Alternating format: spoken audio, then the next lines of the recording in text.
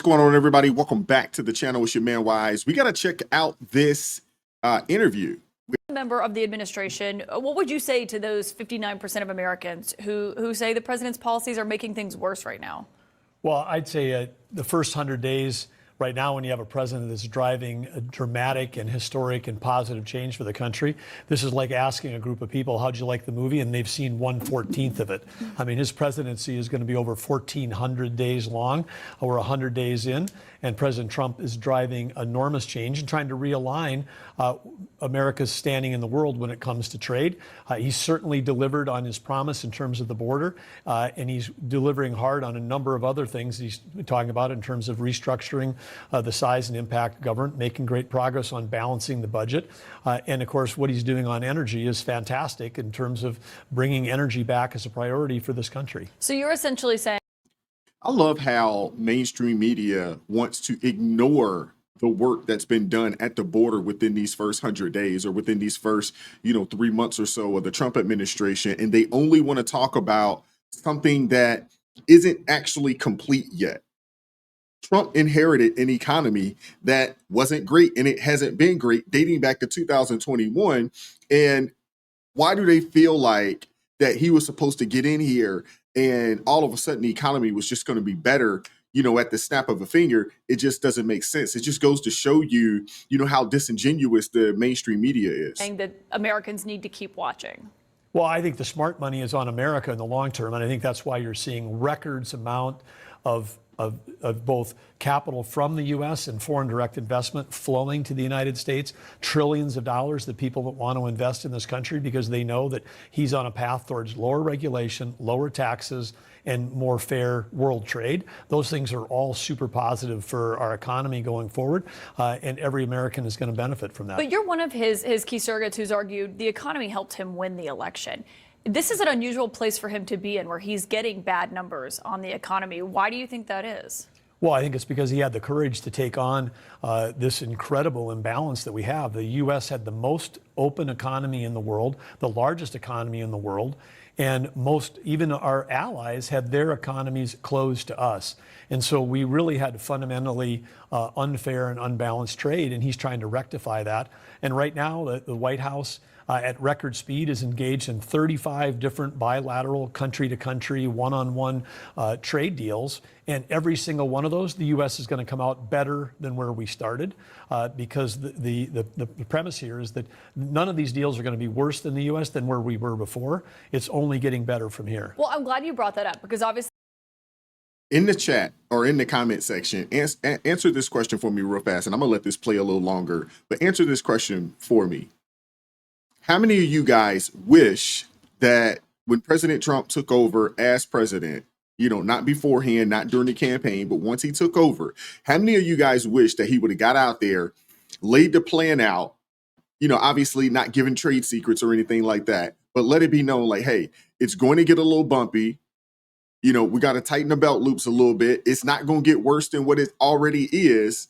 But there are some things that we need to do, and there are some things that we need to change fundamentally in this country. That's, we're going to maybe take a step back, but we're going to take 5 steps forward, over the next year, the next 5 years, and the next 10 years. How many of you guys wish that he would have done that or would have did that? And do you think that would have, made people like Kaitlan or other people on mainstream media, stand back and just sit back and wait and watch? Or do you think they would still be doing the things that they're doing today? I mean, tariffs is one thing he made very clear on the campaign trail he was going to do. Maybe people didn't believe him. But he wrote yesterday that many people's income taxes will be substantially reduced, maybe even completely eliminated once the revenue from the tariffs comes in. But if you're making deals with countries and you're going to lower those tariffs, how are you going to have the revenue to cover people's income taxes? Well, there is going to be revenue 2 ways. One, in terms of just increased trade, because if we have markets that are open to U.S. company and more things that are built here, that's a positive for America, because income taxes are one form of tax, but there's also many other forms of revenue that the government can generate. And so I think like what? Well, certainly take a look at Interior. under the Biden administration, revenue from using the balance sheet of America, the land and the resources that we have both onshore and offshore, were going down. And we have a tremendous opportunity through leasing of land for minerals, getting ourselves back into mining. The war on mining is over with President Trump. The war on timber is over under President Trump. The war on oil and gas is over. All this thing is over, and now we're seeing investment coming back. And in those cases, those companies will buy a lease, they write a check to the federal government, and then when they develop that resource, they pay a royalty. But that's not the argument he's making here. He's saying that the tariffs will generate so much revenue that people in a certain income level will not have to pay taxes. I mean, if you look at the numbers, the tariffs would have to be 4 times what they are now to actually make up for that. I think some people look at that and say the math does not add up. Well, I think when you're taking a look at the opportunity that we have to balance trade in companies that have had free access to our market, even at the 10% level, this is producing billions of dollars a day for America if those stay in place. If they don't stay in place, because we end up with free and fair trade, we know that America can compete with anyone. And if we start building and manufacturing products here, as opposed to outsourcing that to around the world, that's going to strengthen every community, create more high-paying jobs. And with the advent of AI coming, that's another thing where we've got to have the energy to be able to produce the electricity to win the AI arms race. President Trump very focused on that. You're not the Treasury Secretary or Peter Navarro, the trade advisor, but do you know of any trade agreements that they are close to actually closing in on, and not just top lines, a memorandum of understanding? Well, I know that they're very focused in taking a look at those 35 who is ready to come to the table. The top half of those 35 have been broken into 3 tiers, and these folks are working around the clock over the weekends to get trade deals. And I think for President Trump, you're going to see one trade deal after another announced. When you start walking through 100 announcements with 100 different countries, and every single one of those, we end up with a better trade deal than we have right now.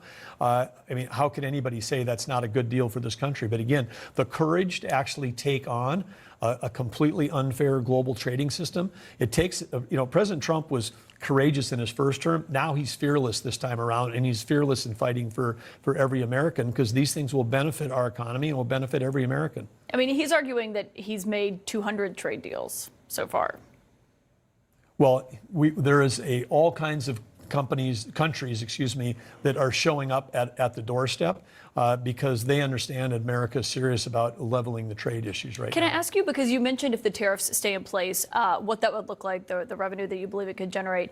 Tonight, the Wall Street Journal is reporting that he's expected to peel back some of the tariffs on automakers. So essentially, they're not paying tariffs on top of other tariffs if it's on steel and aluminum imports. Certainly a relief to those automakers. But I wonder, those people obviously have a direct line to the West Wing. So does Tim Cook of Apple. What do you say to small business owners who look at that and say, the big companies are getting a break, but we, because we're small businesses, are not? Well, I don't know that that's that's an assumption that I can't, a hypothetical I can't agree with, because I know that, again, if a small retailer is buying goods and selling goods that is made in the United States, tariffs aren't part of their life. There are no tariffs on products made in the United States.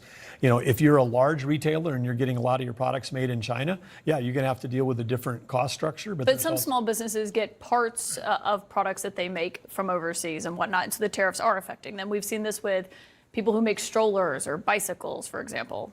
Well, I think every American now, during COVID, they had their first understanding that supply chains matter and what countries they come from. And now, as we have this discussion about, and people starting to realize how unfair the trade balance has been, that they're starting to understand that maybe it would be a good thing that if we were actually making things in America, and that's a positive thing. Positive things for everybody, including small business on Main Street. Well, as a former businessman, I wonder, do you get calls from old friends and acquaintances asking for help with the president? Well, absolutely. I think that as someone who's been involved in business my whole life, we're hearing from a lot of different sectors. And of course, every sector depends on energy. President Trump has wisely kept energy out of all of these tariff discussions because he knows that both for us to be able to sell energy to our friends and allies, stop our adversaries from funding those wars against us, whether it's Russia funding their war against Ukraine or whether it's Iran funding 24 terror groups, all of them doing that. because the Biden administration was like, we're going to shut down U.S. energy. We're going to buy our energy from our adversaries. That was a policy that is, any country that does not have their own energy security has no national security. President Trump is putting us back on a path where part of the core affordability of any industry is we've got to have low-cost energy in this country. And one way you do that is increase supply. And whether it's minerals, whether it's electricity, whether it's liquid fuels, we're on the path right now. And what has been accomplished in the first 100 days? Permitting, taking 2-year permitting, bringing it down to 1 month, bringing back baseload electricity in this country. Yeah, we did see oil production at an all-time high under President Biden. He didn't tout it that often, but Secretary Burgum... Well, he did because of the permitting that happened under President Trump. I mean, all-time record oil production under Biden was because of Trump. It was in spite of Biden. I was running a state that was a natural resources state, and we were fighting the federal government. The federal government wasn't even holding the legally required lease sales during the Biden administration. First president since Harry Truman was Biden that didn't hold those lease sales. So for them to take credit, that was all because... Well, they didn't take credit because it wasn't very popular with their voters. Secretary Burgum... I will say this. As smug as Kaitlan Collins is, I appreciate her allowing him to speak and not interject or cut him off, every 2 to 3 minutes when he's trying to make a point. I do respect that for sure. I definitely respect that. But what we're not going to do is we're not going to pretend that Trump's tariff policies were some reckless economic gamble. We're not going to pretend that. These tariffs were a strategic response to the decade-long sellout of American workers and deliberate efforts to reclaim our national sovereignty. Governor Doug Burgum, who, basically fact-checked Kaitlan Collins all throughout this particular interview on live TV, of course, she, come back, with her tropes here and there. And she repeated, the tired talking points that tariffs are either a tax on consumer or, damaging to small business. And Burgum, shout out to him, he didn't flinch. And he reminded her that the rest of America, we're using these tariffs as leverage. This isn't a punishment. It's leverage. And it's to put pressure on these other countries to come to the table and do business properly.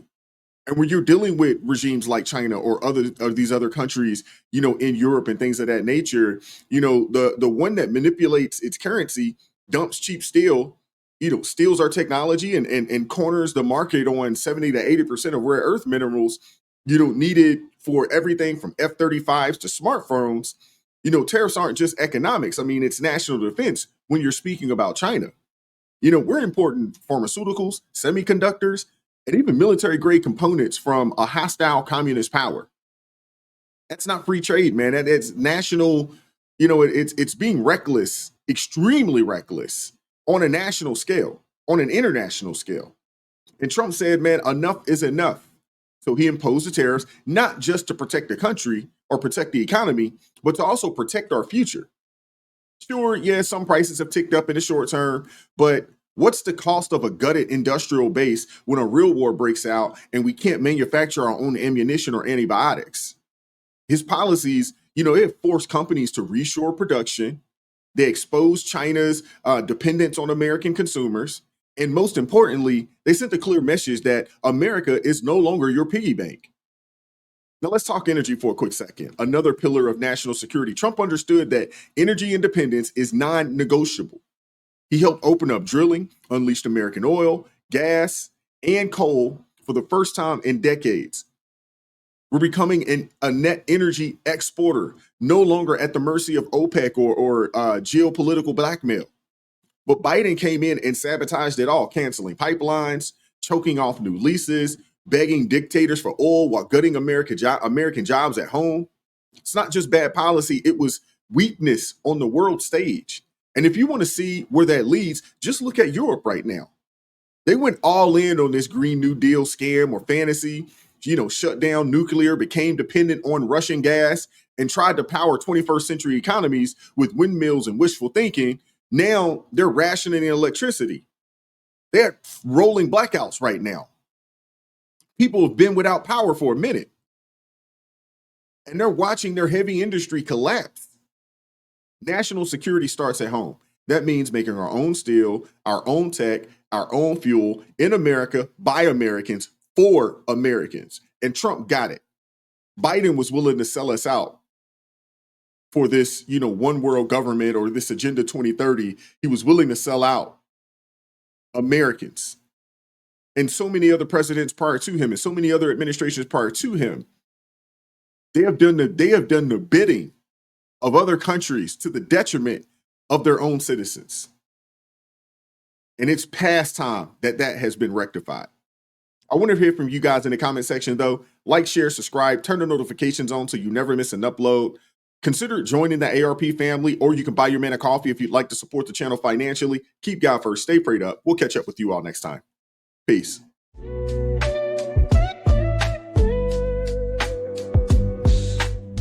Vibes so raw, can't hide the truth. Words so sharp.